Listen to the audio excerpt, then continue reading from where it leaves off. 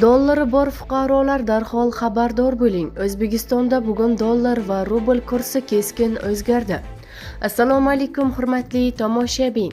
Tezkor yangiliklardan birinchilardan bo'lib xabardor bo'lishni istasangiz, videomiz ostida bir dona like va podpisatsiya tugmachasini bosib qo'yishni unutmang. O'zbekistonda dollar kursi yana pastladi.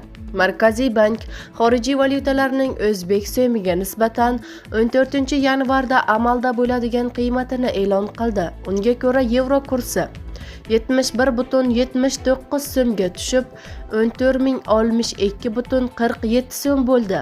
Rossiya rubli esa 0,54 so'mga pastlab 153,28 so'mni tashkil etdi. Dollarning rasmiy kursi 51,14 so'mga pastladi, 12,048,04 so'm bo'ldi deyiladi xabarda. Bizni kuzatishda davom eting. Kanalimizga obuna bo'lib, podpisatsiya tugmachasini bosib qo'yishni unutmang.